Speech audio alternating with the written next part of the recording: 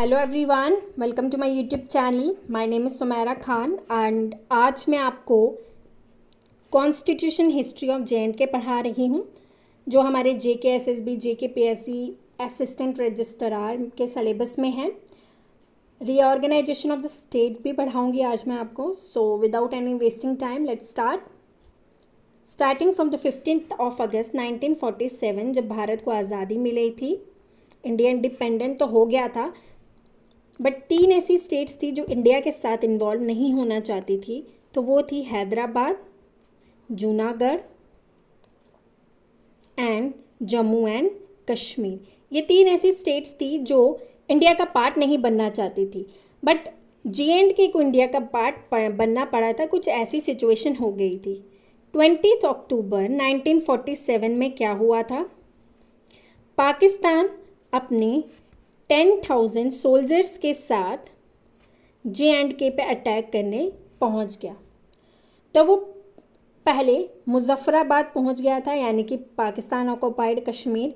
ये देख के हरि सिंह जी जो थे वो बहुत ज़्यादा घबरा गए थे। उन्होंने दिल्ली के साथ मदद मांगी कि हमारी हेल्प करो, क्योंकि पाकिस्तान अब हम पे अटैक कर रहा है। इस चीज़ को देखते हुए लॉर्ड माउंटबेटन ने क्या कहा? लॉर्ड माउंटबेटन जो थे उन्होंने कहा कि अभी इंडिया जो है, ये जो जे.एंड.के है वो इंडिया का पार्ट ही नहीं है, तो हम इसकी हेल्प नहीं कर सकते। अगर इंडिया का पार्ट होता तो हम इसकी हेल्प कर सकते थे। फिर हरि सिंह जी श्रीनगर से जम्मू पहुंच गए आके। तो वो अपने साथ सारी गाड़ी, जो भी उनका सामान था, वो सब लेके पहुंच गए और वहाँ पे उन्होंने ज़्यादा सामान नहीं रखा। फिर क्या होता है, जो पाकिस्तान आर्मी होती है वो उरी में पहुंच गई। 23 अक्टूबर तक उरी में पहुंच गए। मेहर चंद महाजन और BP मेनन जो थे वो दिल्ली से आए हरि सिंह जी से मिलने, मगर हरि सिंह जी ने उनकी कोई बात नहीं सुनी, क्योंकि जो ये थे BP मेनन और मेहर चंद महाजन, ये बोल रहे थे कि आप इंस्ट्रूमेंट ऑफ एसेशन साइन कर लीजिए, फिर आपकी जो दिल्ली है वो आपकी हेल्प कर लेगी। मगर हरि सिंह जी ने उनकी कोई बात नहीं सुनी। 25 अक्टूबर में जो पाकिस्तान आर्मी थी वो बारामुल्ला पहुंच गई। बारामुल्ला में उन्होंने बहुत ऐसे आतंक मचा दिया, लोगों को मारा, वहाँ पे लूटपाट की, तो बहुत गंदा बिहेव किया वुमेन के साथ भी। फिर 26 अक्टूबर में वो जो पाकिस्तान आर्मी थी वो कहाँ पहुँच गई? श्रीनगर पहुँच गई। तो 26 अक्टूबर में जब वो श्रीनगर पहुँच गई तो हरि सिंह जी जो थे वो बहुत ज़्यादा डर गए, क्योंकि वो सोचते कि अब ये श्रीनगर पहुँच गई है तो अब तो जम्मू एंड कश्मीर हमारे हाथ में नहीं रहेगा। तो वहाँ पे उनसे पटेल, नेहरू प्लस माउंटबेटन तीनों मिलने आए नेहरू से, इससे हरि सिंह जी से। फिर उन्होंने वहाँ पे बात की कि आप इंस्ट्रूमेंट ऑफ एसेशन साइन कर लीजिए। तो नेहरू जो हरि सिंह जी थे उन्होंने रात को इंस्ट्रूमेंट ऑफ एसेशन को साइन किया। फिर वो सोते टाइम बोलने लगे कि अगर सुबह तक इंडिया आर्मी यहाँ पे नहीं पहुँची तो मुझे गोली मार देना, मुझे उठना नहीं है, क्योंकि फिर मैं अपने जो जे.एंड.के हैं उसको ऐसी हालत में नहीं देख सकता। इंस्ट्रूमेंट ऑफ एसेशन साइन करने के बाद इंडियन आर्मी जो थी वो श्रीनगर पहुंच गई। फिर उसके बाद जो पाकिस्तान आर्मी थी वहाँ से वॉर होने लग गया। इंडिया आर्मी और पाकिस्तान आर्मी का, दोनों का वहाँ पे वॉर होने लग गया। पटेल और ये जो नेहरू और माउंटबेटन थे, नेहरू प्लस माउंटबेटन जो थे वो बोलते थे कि हमें अब जिन्ना से मिलना चाहिए, बट पटेल ने क्या कहा कि अब कोई ज़रूरत नहीं है जिन्ना से मिलने की, क्योंकि जम्मू एंड कश्मीर के खुद ही राजा ने हमारे साथ मिलने का फ़ैसला किया है, अब वो हमारे साथ ही जुड़ेगा। बट 1 नवंबर को क्या होता है? 1 नवंबर 1947 को क्या होता है? माउंटबेटन जो हैं वो जाते हैं लाहौर जिन्ना से मिलने। वो लाहौर चले गए जिन्ना से मिलने।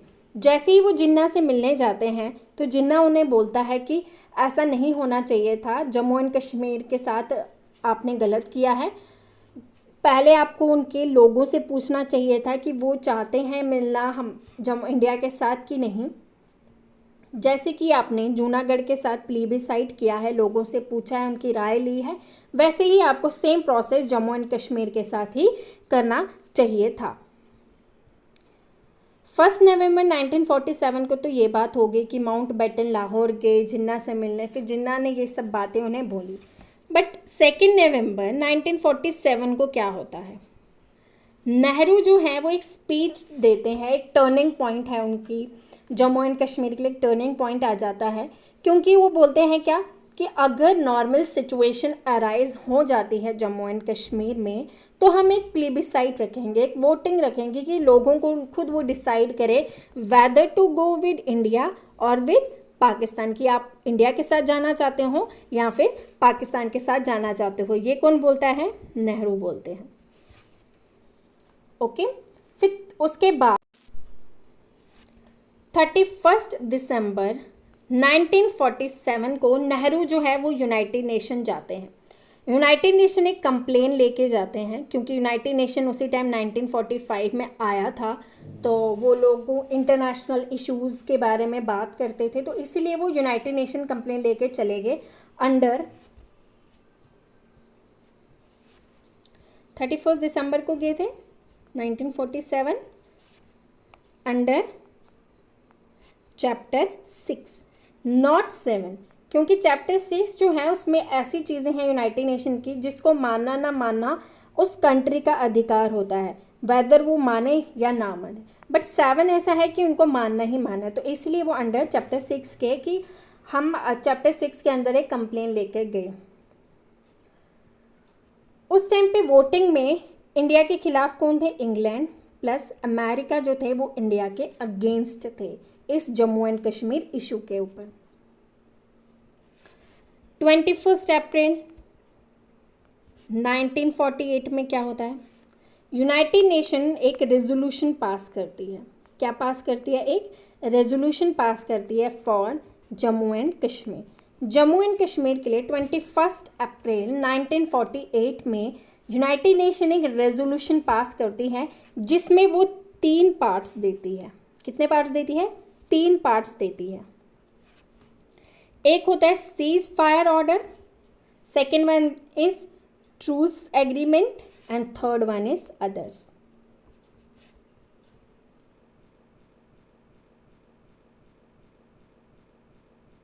फायर एग्रीमेंट जो था वो था कि जब दोनों जो कंट्री हैं इंडिया और पाकिस्तान वॉर ख़त्म कर देंगी तब होगा इंडिया और JNK का इशू कंप्लीट तब होगा। ट्रूस एग्रीमेंट में क्या था कि इंडिया और पाकिस्तान में जो भी आर्मी जो है वो पाकिस्तान अपनी आर्मी पहले वहाँ से हटा दे जम्मू एंड कश्मीर से, ट्रूस एग्रीमेंट में बोला गया था। और अदर एग्रीमेंट में ये बोला गया था कि अगर ये वॉर ख़त्म हो जाता है, पाकिस्तान अपनी आर्मी वहाँ से हटा देती है तो एक प्लीबिसाइट होगा। अदर्स में बोला गया था कि एक प्लीबिसाइट होगा लोगों में कि अगर वो किसी भी स्टेट के साथ जाना चाहते हैं या फिर वो अकेले रहना चाहते हैं, या वो इंडिया के साथ जाना चाहते हैं या वो पाकिस्तान के साथ जाना चाहते हैं। तो 3 पॉइंट्स क्या थे, एक था cease fire, truce agreement and is others. Cease fire में क्या बोला गया था कि वॉर को ख़त्म किया जाए।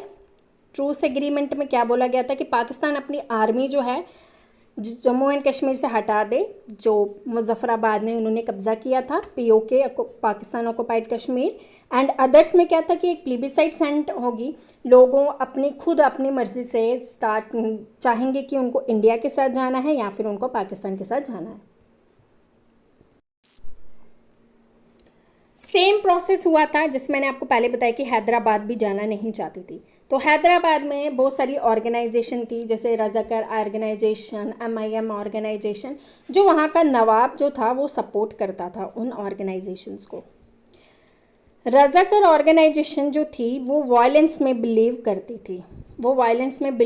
थी, और वो किसको टारगेट करती थी, उन हिंदूज़ को टारगेट करती थी जो कि सपोर्ट करते थे कि हमें इंडिया के साथ मिलना है।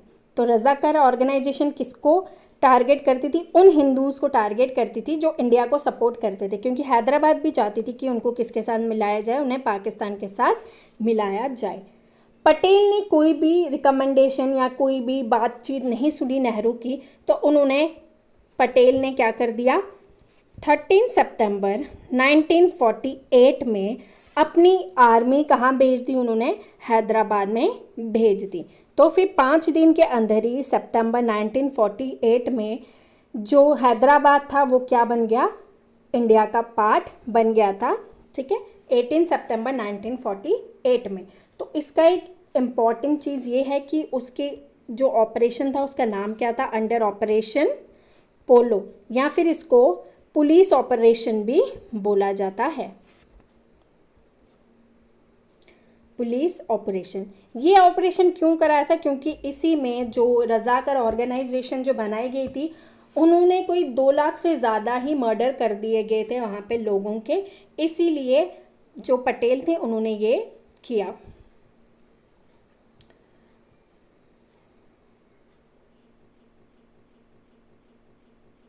साइन हुआ है, इंडिया का पार्ट बन गया, जम्मू एंड कश्मीर जो था वो इंडिया का पार्ट बन गया। फिर शेख अब्दुल्ला को भी रिलीज़ कर दिया गया 1947 के बाद जेल से। फिर 1949 में एक मीटिंग बिठाई गई जिसको दिल्ली एग्रीमेंट भी बोला जाता है, दिल्ली एग्रीमेंट, जून 1949 में। और ये जो मीटिंग थी ये किस किस के बीच में थी, नेहरू प्लस पटेल, वल्लभ भाई पटेल प्लस शेख अब्दुल्ला, इन तीनों के बीच में ये मीटिंग हुई थी। 1949 को जो दिल्ली एग्रीमेंट हुआ था वो नेहरू, पटेल और शेख मोहम्मद अब्दुल्ला के बीच में हुआ था। इसमें डिसाइड किया गया था कि कॉन्स्टिट्यूएंट असेंबली जो बनाई जाएगी उसमें से जम्मू एंड कश्मीर के भी 4 लोगों को लिया जाएगा। वो 4 लोग कौन थे, शेख अब्दुल्ला,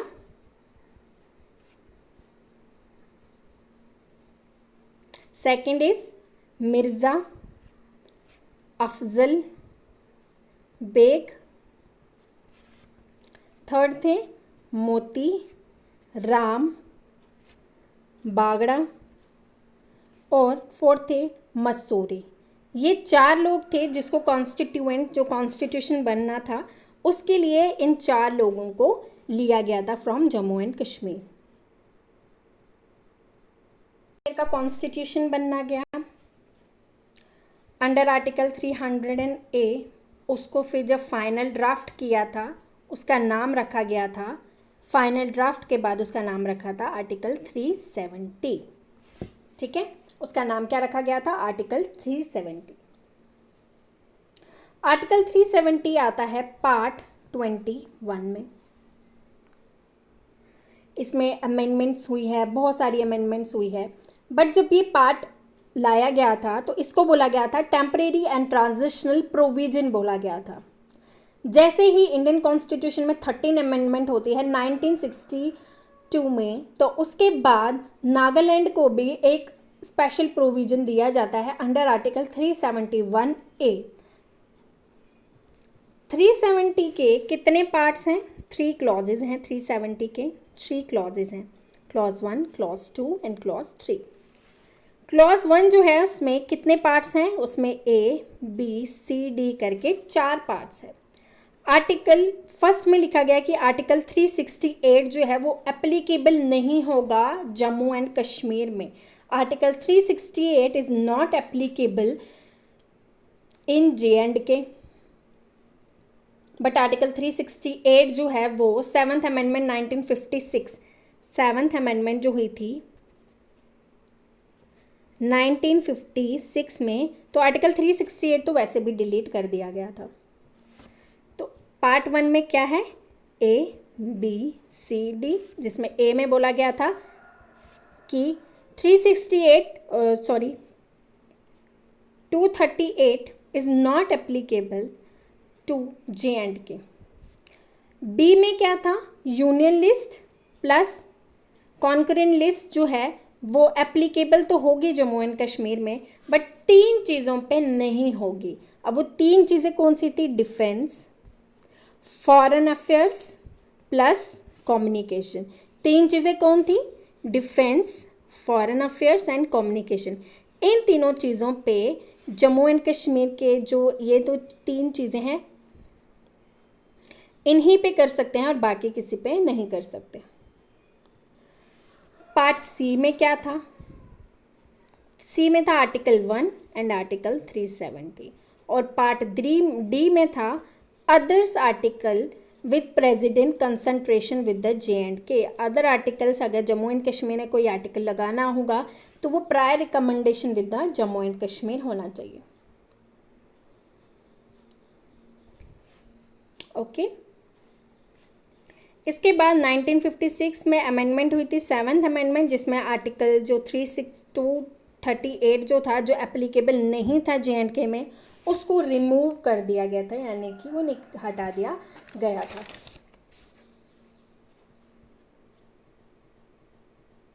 कश्मीर का आज जब कॉन्स्टिट्यूशन बना था 1950 से 1951 कॉन्स्टिट्यूएंट असेंबली को बिठाया गया। फिर 26 नवंबर 1956 में कॉन्स्टिट्यूशन को क्या कर दिया गया? एनफोर्स कर दिया गया था। अब जो 1951 से लेके 1956 का जो पीरियड है, 1951 से लेके 1956 का जो पीरियड है, इसमें बहुत सारी चीज़ें हुई थी। जैसे 1952 में क्या हुआ था? शेख अब्दुल्ला जो थे वो क्या थे? प्राइम मिनिस्टर बने थे, जम्मू एंड कश्मीर के प्राइम मिनिस्टर बने थे। तो उन्होंने हरी सिंह को एज ए जो गवर्नर था उसे हटा दिया गया था और करण सिंह को ला दिया गया था एज ए गवर्नर उनके टाइम पे 1952 में। 1953 में रिमूव कर दिया गया करण सिंह को भी एज ए गवर्नर। 1953 में करण सिंह को गवर्नर रिमूव कर दिया गया था। फिर 1953 से लेके 1975 तक, जब 1953 में शेख अब्दुल्ला भी प्राइम मिनिस्टरशिप से हट गए थे, तो 1953 से लेके 75 तक किसकी सरकार रही थी? कांग्रेस की सरकार जम्मू एंड कश्मीर में रही थी।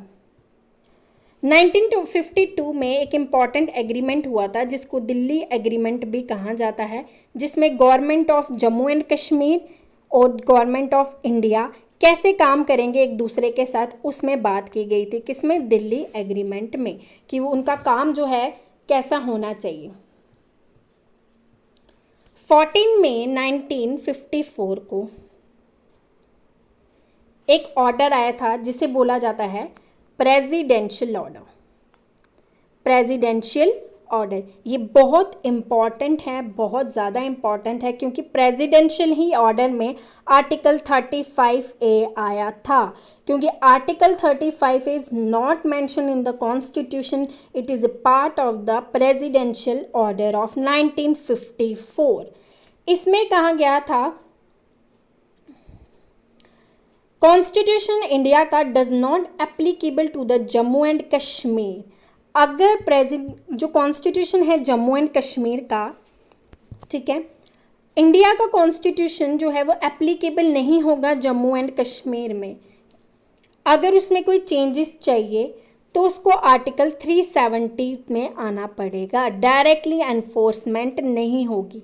तो ये किस में लिखा गया? आर्टिकल 35A में, कि आर्टिकल 35 में ये लिखा गया है कि जो इंडिया का कॉन्स्टिट्यूशन है वो जम्मू एंड कश्मीर पे एनफोर्स नहीं हो सकता।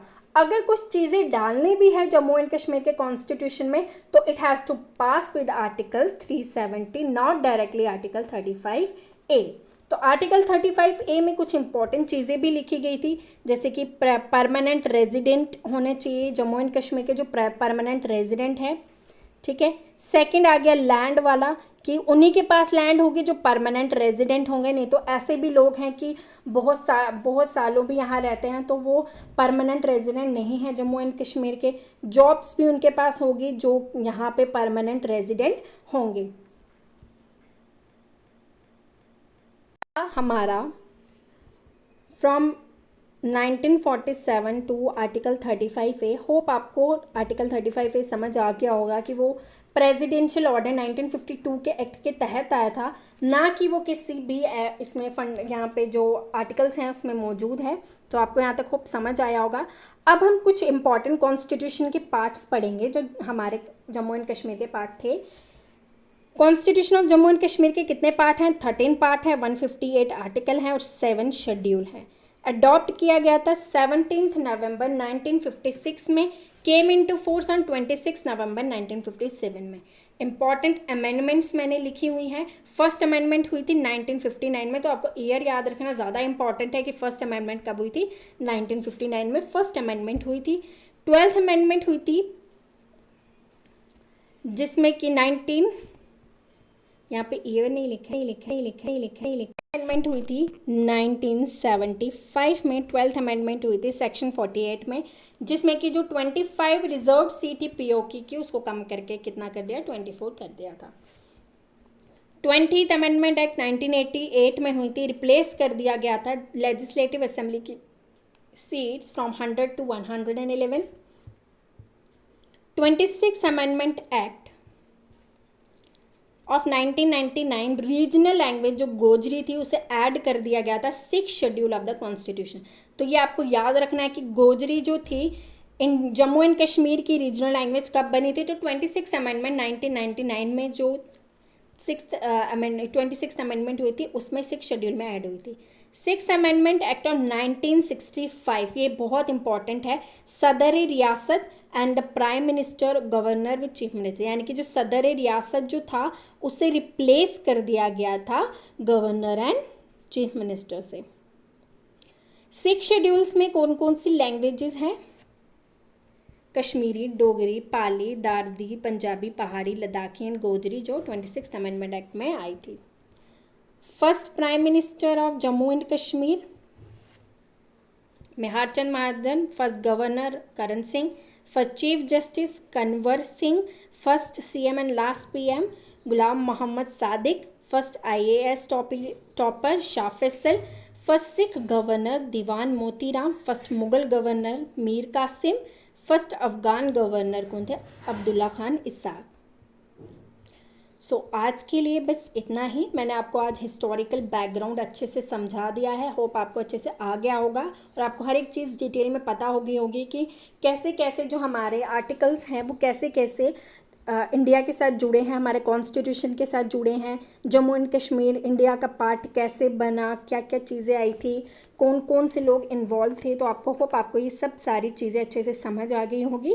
कल हम इसका सेकंड पार्ट करेंगे जिसमें कि मैं आपको reorganisation of Jammu and Kashmir starting from कि पहले कहाँ पे जो इसका बिल था वो कहाँ पे इंट्रोड्यूस किया, फिर उसके बाद कहाँ से इसमें कौन कौन सी सेक्शंस इन्वॉल्व है, तो हम वो सारी सेक्शंस कल पढ़ेंगे इसके पार्ट 2 में।